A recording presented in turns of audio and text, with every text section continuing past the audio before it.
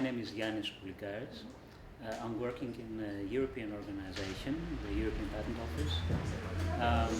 I'm managing a group of 30 technical experts working in the patent field. But why did you choose to use mediation and to follow a program of mediation? Well, informally, as a manager, I have to mediate quite often between parties in the day-to-day work. So you found yourself actually using mediation even before I followed that training, informally, of course. And then I realized that there is a huge potential in mediation, and this is the main reason I would like to develop my skills, and that's the main reason I followed the training. So would you say that you used some skills beforehand, before you even knew that they were actually used in mediation in a formal level? Yes. Such as? Yeah, I would say that, well, there are some basic skills, as you know, that are necessary in mediation, in the various phases of mediation, because mediation has distinct phases. But I think that the first and foremost skill is an attitude towards a conciliatory way to find a solution to a problem. And that is, I think, quite important. And this is also my basic approach. And then, of course, a basic knowledge about human characters and the motives that are behind actions. And the system of values and priorities to which individual persons subscribe. I think this is quite important. So basically personal skills is something that you have to have from the beginning as a person, and then there are other qualities that you develop in the future. I think so. So there is a basic background that you have to bring into mediation, and the training will help you develop this and build on this basic foundation that you already have. Why did you choose the CEDAR mediation program specifically? Well, it was fitting because of the timing, and it was quite convincing also because of the various subjects that were somehow included in the program. It was a nice setting as well, those were the reasons.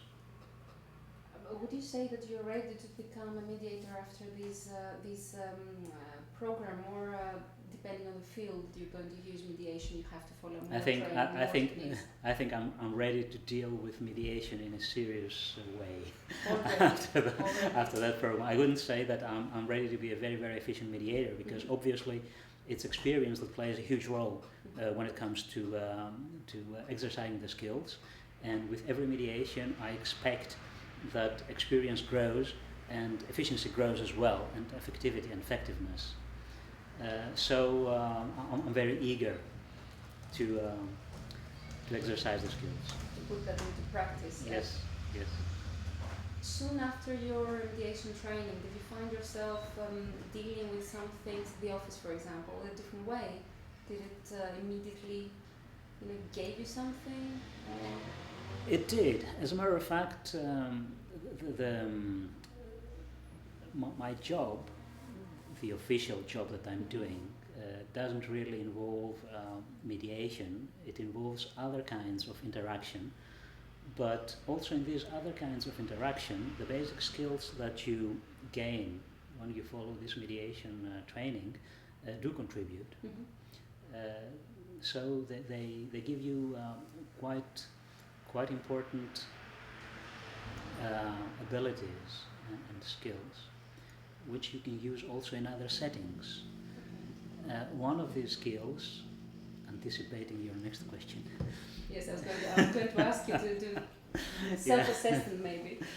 One of these skills is to take advantage in the good sense of the characters of people, the positive elements in people's characters, and to try to exploit them again in the good sense to reach a mutually acceptable solution to a problem. And I think that this is also one of the basic advantages of mediation, that mediation does exploit, always in the good sense, these basic character features of people, and try to use them in order to reach a win-win situation in some kind of let's say adversarial relationship. Some people actually say, because you spoke about mutual beneficial solution, etc., it has to be in your culture also to actually choose to go through mediation. Some people say that it's like a great idea, like the peace. It's good, but it's not always so effective. Okay, you obviously think that it's beneficial. Is it practical as well? Is it something, you're based in Hague, for example, is it something that you use more in Holland rather than Greece, for example? We are in Greece at the moment, and I just noticed that it's something new in Greece, and people are a bit skeptical about it. What about abroad? You could say that different cultures are more appropriate to or more ready to use mediation. I can understand this argument. However, I think that the basic question should not address different cultures. There is always some potential for a conciliatory solution, I think, in every culture. The basic question, I think, should be which kinds of problems are more appropriate to be solved by mediation. So, are there all problems? I think that not all problems are equally appropriate to be solved by mediation. For instance, cases where emotional loading, emotional charge is very, very dominant, might be less appropriate to be solved by mediation.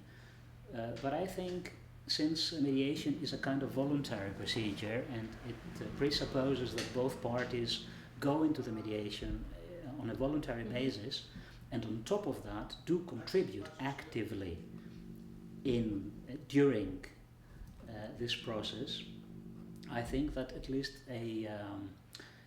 one could give it a try in many cases.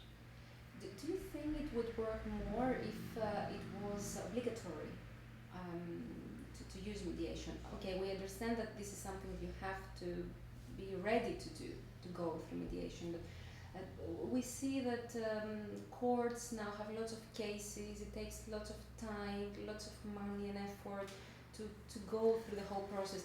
Do you think that it would help mediation procedure to be more established in an environment that, or in a country that is not so well known, if it was obligatory, the beginning of it at least? Well, from a practical viewpoint, I'm thinking about overloaded courts and things like that.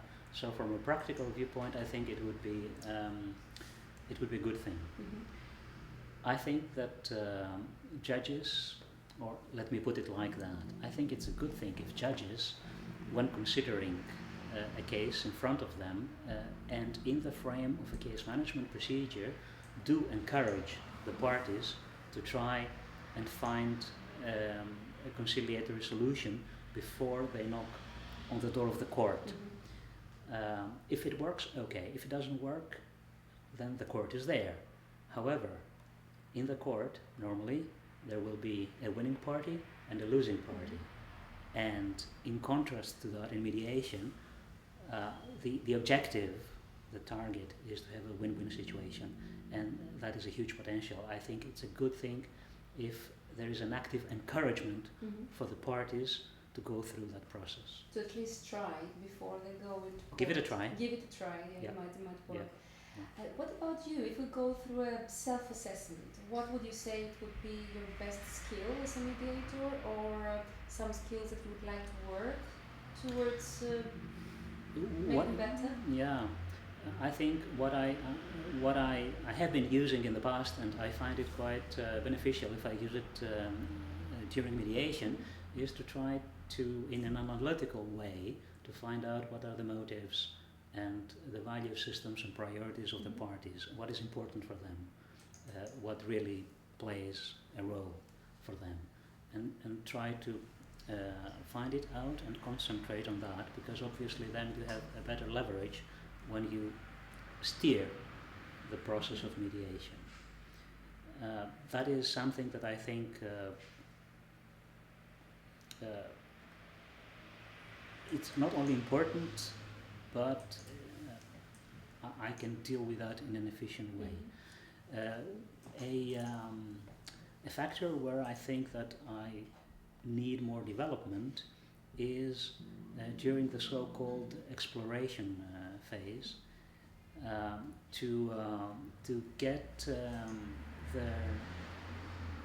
to perceive the hints that the parties give and draw the right conclusions out of these hints. This is not an easy task. It presupposes a lot of feeling and a lot of knowledge of people's characters, and there's always room for improvement there. So would you say that the exploration phase is the most important, or maybe negotiation phase is also important? What was more challenging? Well, let me put it like that. The more thorough the exploration phase, and the more deep the exploration phase, I think the easier the negotiation phase. And the detection, maybe. Yeah. During the detection of the hints, as you said. Yeah. This is what I think. To be more ready, basically, to go to the negotiation. To have a better foundation. If you know exactly what motivates the people, and if you can, if you succeed in this process of exploration, which is well, you listen to the word, you hear the word exploration, you say, okay, exploration. It's more than that. It can go quite deep. Yeah. Talking about mediators and their profession and their expertise, you're not a lawyer, but would you, you obviously think that other professions can do the mediation as well, but would you think that lawyers would be more effective as mediators? I think that the effectiveness comes out of the cooperation of lawyers and non-lawyers. Each group have their advantages and disadvantages, and I think that there is a huge synergy between the two groups. One group bringing obviously the legal competence, which helps a lot if you know what will happen if the case cannot succeed during mediation and has to go to court, obviously. And this is legal knowledge. And on the other hand, non-lawyers, who sometimes can think out of the box, out of the legal box. Out of the legal box, basically. Yeah, which I think could prove to be quite beneficial in certain cases. Maybe they don't jump to a conclusion from the beginning, have a bit more patience, or... Yes, or maybe the way of thinking of non-lawyers. Or the lack of the legal concept, you mean, from the beginning. You can go out of the legal framework and think in a more, let's say, creative.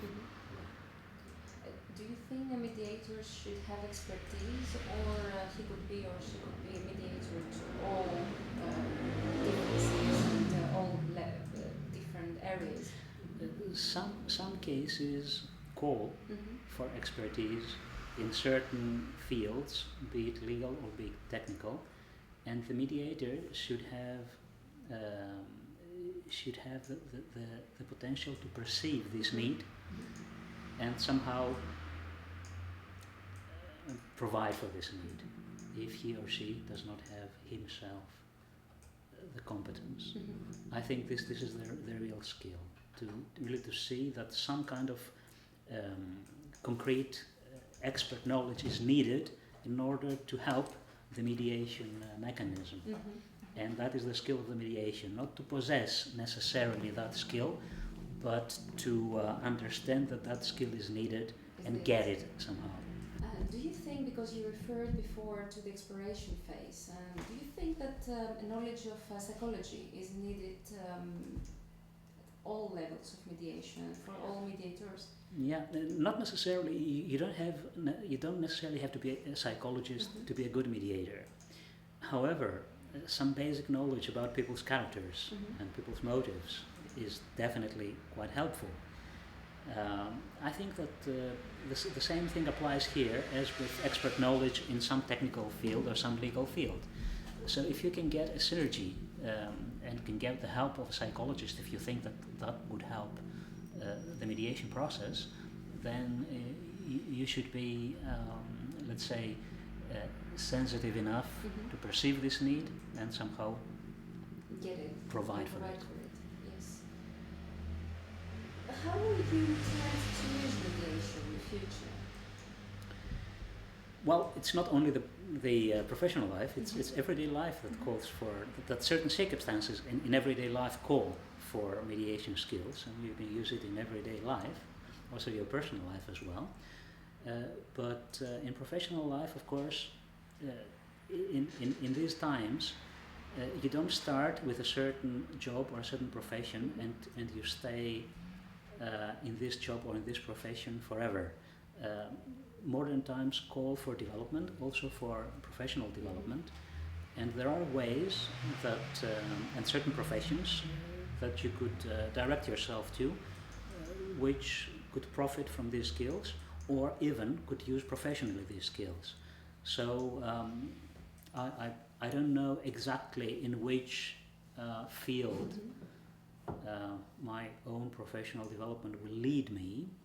There are some, of course, some visions and some plans, but it is a good feeling to know that in the future plans you can integrate the skills that I acquired through this training, so that the future plans can cover a wider range. What about your current professor? Is there any area that mediation is being used, or a type of mediation in patents maybe, or some kind of conflicts, if there are any? Up to now, no, because the institutionally my profession doesn't include the process of mediation. However, there are, for instance, I could refer to a court that is currently being planned to be created in the next years, a European, let me call it a European Patent Court. That is simply a colloquial way to address this future court. And this court will have an arbitration and mediation department. So there is a lot of opportunities there, I hope, and also a lot of potential for disputes to be solved in an alternative way, not necessarily in the courtroom. So is there anything else you would like to say about mediation? Well, I think mediation has a lot of potential, and I wish that this potential could come, could be used, and mediation could come to fruition, so that more conflicts are solved, let's say, in a conciliatory way, which is more practical, more real, and more useful than in an adversarial way in front of the judge. I think that this huge potential, I wish that this huge potential will be more used in the future, and I think that will be good for the parties. Okay, thank you very much for your contribution. You're welcome.